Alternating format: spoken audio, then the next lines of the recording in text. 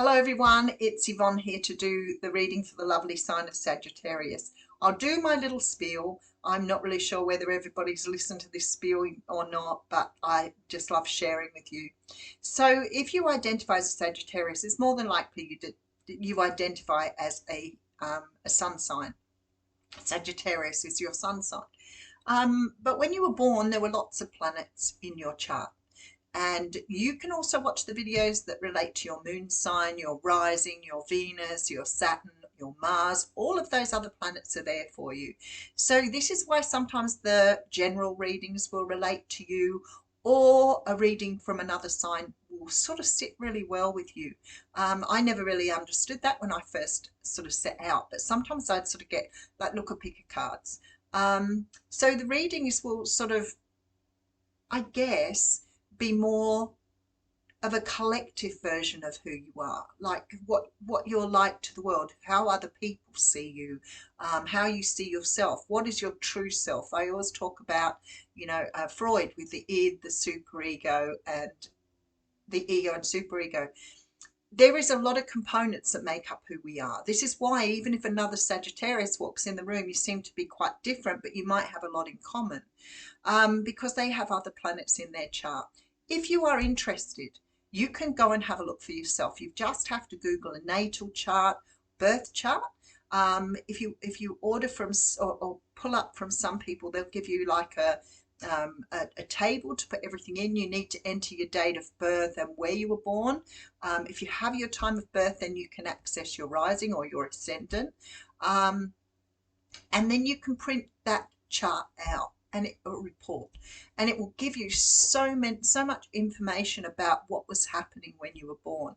And it really is so interesting to read about yourself.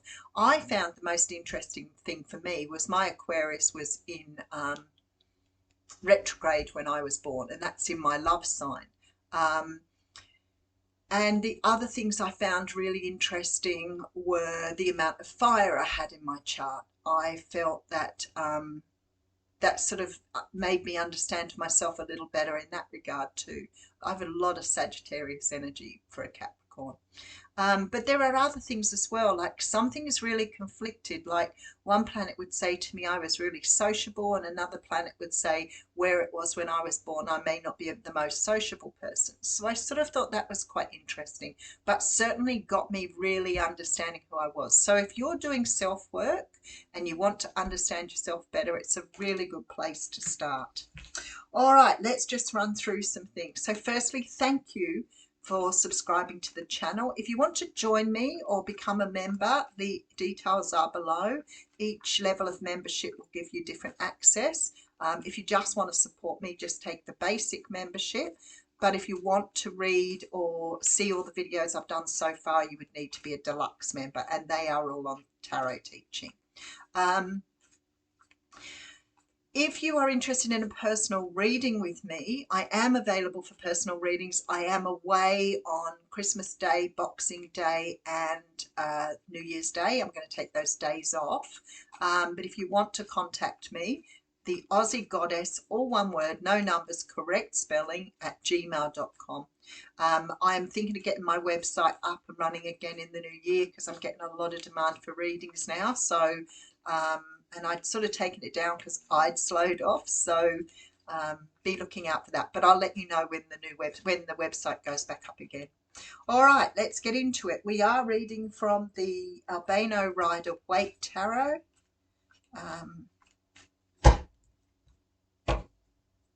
Let's see where we're going. All right, so we have the World card coming through. Are you thinking of overseas travel? Have you been doing some dating on the internet? Because this card often makes me feel those things. The World card denotes that there's been some sort of closing or some sort of ending of a cycle here. You've been full cycle. So when we look at the tarot, we have the minor arcana and the major arcana, and this is a major arcana, and it shows a story from the beginning where the Fool jumps right the way through to the end where the World closes everything off. So it's like you've completed a journey. So it could be that you've experienced some sort of ending. It can be a physical ending, but it can also be an emotional ending. So sometimes when we're doing self-work, for example, we may have gone full circle trying to learn something, and we've got to the end of that journey, that particular journey. So the tarot and major arcana can keep going round. So once we finish one journey, we move into the next one.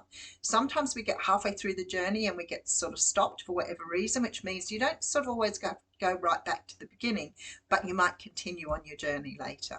Maybe something you've completed. So say, for example, you're doing a uni degree, you put it on pause and then you return to it later. That particular lesson that you are learning is coming through, but you definitely got a feeling of completion. And I feel like you're taking time out. Maybe that's why I'm thinking possibly you're taking a holiday, or, you know, using your time differently, because when the Four of Swords comes around, it sort of makes me always feel like it's time to really take time out. This isn't just, you know, an hour of lazing around. This is time out.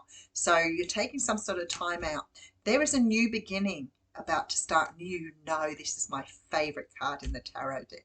Why? Because it represents our truth. It represents everything I've lived for to work towards. It represents new beginnings, clarity, freedom of speech, you know, being articulate, being able to word things the way you want to, speaking up for yourself, standing up for yourself. All of those sort of things come through with the Ace of Swords. So this is the cycle you've been through, and I feel like you've done some healing through that, and now you're ready to take your place at the table.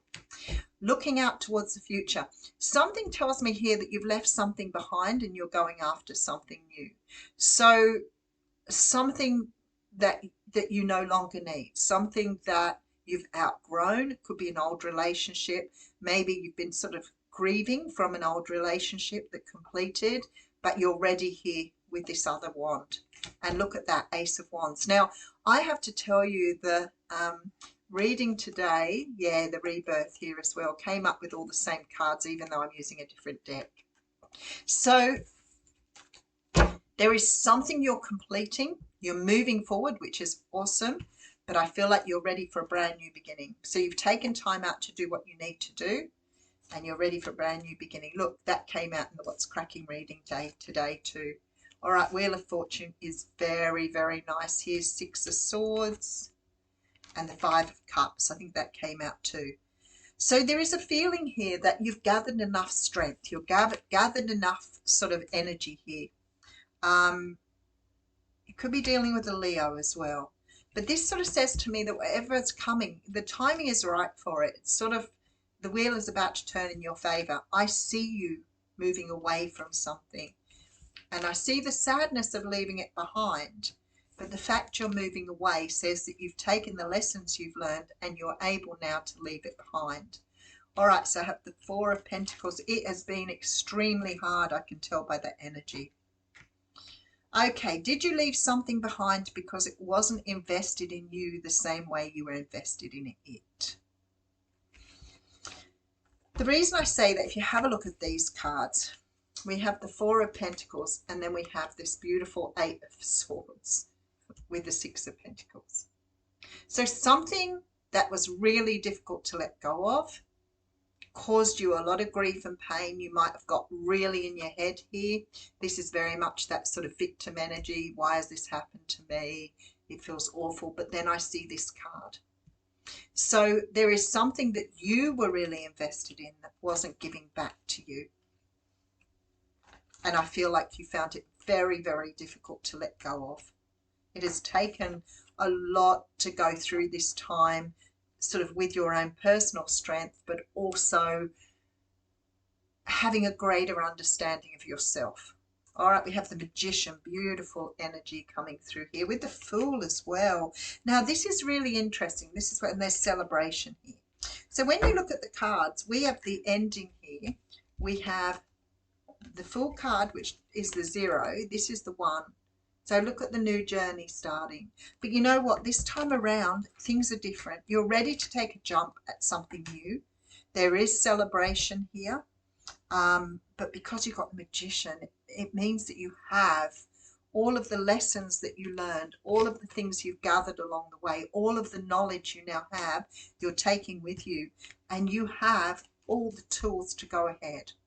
So really interesting that you've got the Ace of Swords and the Ace of Wands, because both of these on the table. You've got the Fool card, which tells me you're taking some sort of chance on something. If this is feeling like a romantic relationship for you, if it is that you have gone through some sort of situation, maybe even a third party situation, because that card is coming through, then I feel like whoever you were investing in wasn't investing back.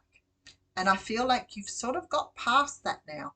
I know that experience tells me that you go through a huge grieving process with this, because number one, it makes you feel like you didn't get what you wanted, which is, you know, so important to us. But then we've invested a lot of time and energy to not receive. And that is a lot to heal.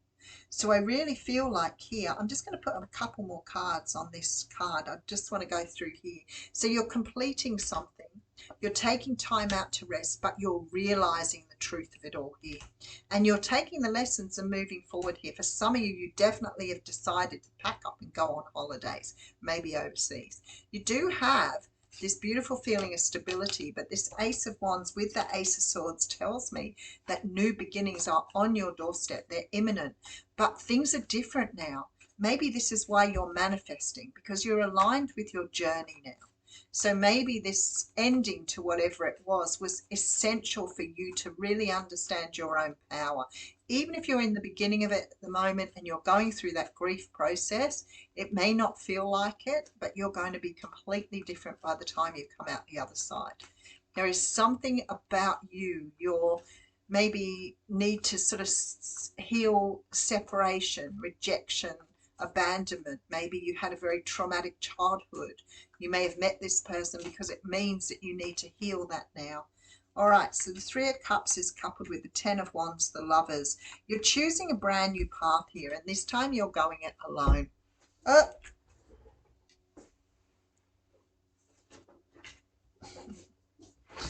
If you have a look at these cards.